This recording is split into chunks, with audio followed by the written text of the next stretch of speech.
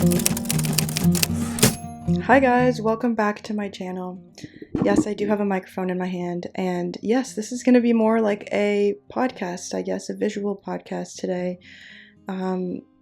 If you're new to my channel, hi, my name's Mariana, and I make videos about my healing journey as it happens, my spirituality, my journey with witchcraft, and processing the highs and lows, sharing every detail of my life and my transformational journey in the hopes that it helps you guys find your own healing tools as well. It's just like a little safe place for all things witchy and self-healing. So I hope you'll stick around if you're new. I want to welcome you to this new series I'm trying out called Witchy Wisdom, which actually came to me in a dream. Very specifically, I pictured myself in this moment having this conversation with you all, and the title came to me and everything. I wanted a place and a format to share the downloads that I've received over the years, the realizations, the epiphanies, all the weird stuff that kind of like ends up in my journal, you know, and is how I process life. But I wanted to be able to do that with you all and make it this sort of symbiotic relationship between us where we both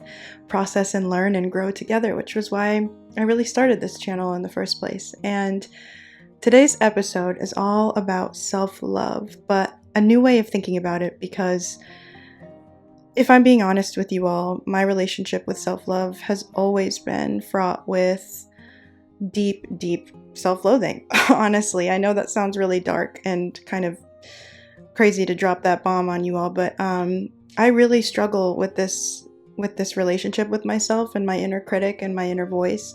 I've dealt with this since I was a kid. I'm still trying to figure out through therapy where it all stemmed from, and I have a few ideas and things I'm working through. But I would feel like a hypocrite if I got on here today and just gave you tools for self-love, self-care rituals that you needed to do, or, you know, how I hack it, basically, you know, what spells I do for self-love. You know, those things can work, and I have tried almost, you know, not all of them, but many of them. But what I wanted to talk about today was more of a, I guess, broader, more abstract way of looking at this topic. And that is self-love as a form of endurance, as a form of resilience, as just continuously walking through life and choosing to step forward every day, knowing that you will deal with that inner critic, that you will struggle through hurdles and challenges, but you still support yourself just by getting on, just by going on, by carrying on. And I think for so much of my life, I felt like I was someone that needed other people. You know, before it was my husband, it was my mom that I leaned on the most and still do. And I didn't really give myself any credit for the ways that I showed up for me and for the things that I did and I chose and I attracted into my life. Because it was easier to, again, the self-loathing and the self-critic would much have preferred to put those accolades, put that appreciation onto someone else versus really accepting that I had been responsible for so much of the good.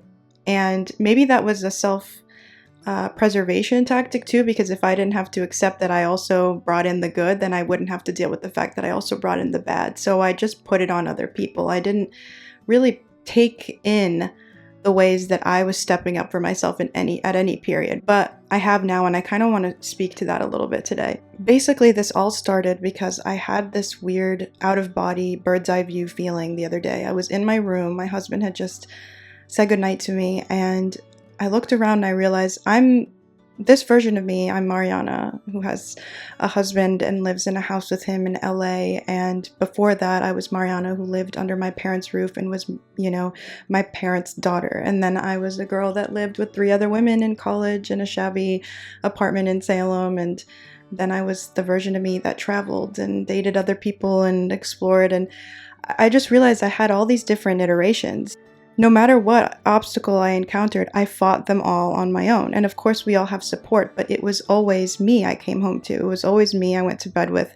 It was me I woke up with and started the day on my 2 feet. And I always had myself. I had my heart, my mind, and my intuition guiding me through every iteration and different version of myself. No matter how viciously I attacked myself verbally, no matter how hard I criticize everything about myself, whether it's my intelligence or my looks or whatever it may be, and there's a whole list of them, there was also always at the core, just as consistently, a level of acceptance, a level of self-acceptance that carried me through.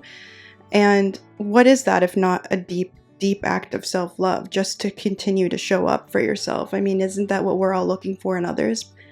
I don't know, it dawned on me, maybe self-love is a lot more simple than we're making it out to be. I had one of the hardest years of my life this year. I went through a loss and financial struggles like we'd never had before, and a lot of change. And it was truly a dark night of the soul tower tarot card moment, but also a deep awakening and rebirth moment as well, which many of these dismantling of our structures and our belief system moments are. Like, they are awakenings just as much as the death card is an ending. It's also a rebirth. It's a new beginning. Yeah, I mean, it was a moment truly where I felt like I was sinking into a black hole. Everything stopped making sense. I was disinterested in being alive and waking up and going through the day-to-day motions. And I've had these moments before, and I think that's where the epiphany came from, because it was for months and months I felt this complete just disinterest and despondence in my life. And then one day something shifted, and it was this familiar transition I've encountered before, where you are at a dark point and all of a sudden you don't know what exactly changed. One day the ground beneath you shifts and things are better, and you don't even recognize that they changed. But there you are, still there. You did it. You came out alive. You came out somehow, and you continued forward. And how many times have we been through those moments in our lives where everything was dismantled and we still continued forth, and then everything blossomed and bloomed and was okay again? And the fact that we continue on, to me, the fact that people are able to process how difficult this life and how senseless some of the tragedies are that we go through, and yet we still endure, we still wake up, we still take care of ourselves, we still eat, we still show up to work, we still practice whatever self-care we can in the moment, even if it is just waking up to have breakfast that morning. That's a win. And I can't imagine a deeper, more impactful, more significant act of self-love than that. And that was a moment for me recently that I pat myself on the back truly, because I hadn't had that realization before, that I've always been there for myself, and so have you, just because you're here today. And maybe you came across this video because you were looking for tools for self-love, or maybe you don't feel like you're kind to yourself. Maybe you're looking for an answer. And I just want to hold space for you right now and say that you're already doing so much better than you think you are, just by even showing up for yourself today in any capacity. And I think I really needed to hear that. And what's funny is I had to be the one to tell myself. And how many times have we held ourselves just by being there? That is the most important relationship in your life. It really, really fucking is. And I've gotten to know that more and more throughout the years. And it is an incredible realization, and it's really comforting. It's lonely, but it's comforting, because you're never really alone if you have yourself, if you really think about it, if you think about it in a meta way. I don't know if that resonates with any of you, but it really was a powerful realization for me. So if you take away anything from this little episode today, and I know it's just the start, and I'm very unclear with my thoughts still, because I think in such an abstract way in my art and in my work and in my writing. I have a hard time with this format, but I think it's important that I do it, because it's uncomfortable, and it's also an act of self-love to do the things that scare you and to shift. I think a lot of times when we have these tower moments, these dark night of the soul moments, it is the breeding ground for something new. When the structure dismantles and you are left with nothing, the only step you can take is to go forward and to look for a new door, a new entryway, a new direction. And I had this moment recently, and it was it came into my body. It started to affect my body. It started to affect every area of my life. And one of the ways that I want to step into this new direction is to use my voice in ways that make me uncomfortable. That was why I started this channel in the first place. Being vulnerable in a verbal way like this is difficult for me, and an act of self-love is recognizing that there was a need for that in my life that I wasn't filling, and now I'm filling that gap. Another realization after my tower moment, and another act of self-love, was recognizing that I was hitting many walls and maybe it was time to do something about it. When you recognize that the resistance keeps coming back, it is constantly showing up in your body and in your life and in your circumstances, it's time to redirect.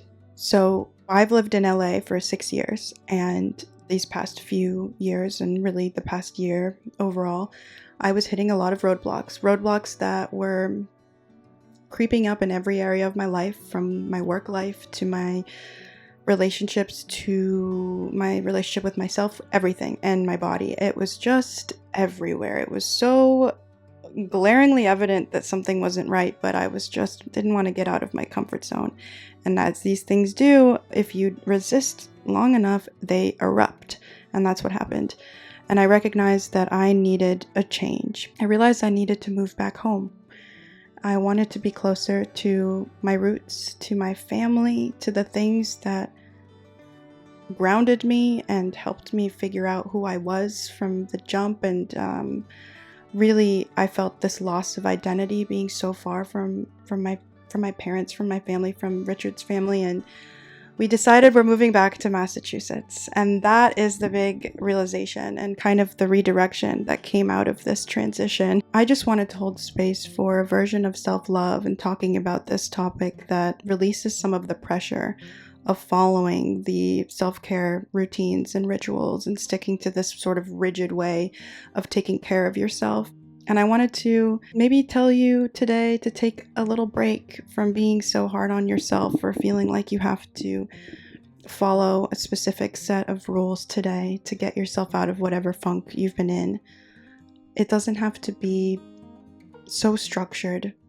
Maybe release some of that pressure. Maybe just take a deep breath, slow down.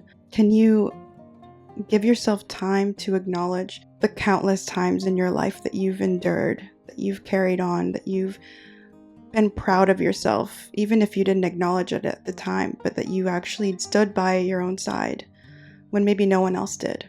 It doesn't matter. It doesn't matter what other people are achieving or doing or what they look like or what people are selling you, the things that you need to do to make yourself feel better and look better and all these things. That noise it pollutes our brains, and it distracts from the fact that you are enough. You are enough. I'll be back with more content soon, more witchy, more Halloween content, and I can't wait to tell you guys all about our move to Massachusetts because I'm really excited, and there's a story behind that too, and more of the why.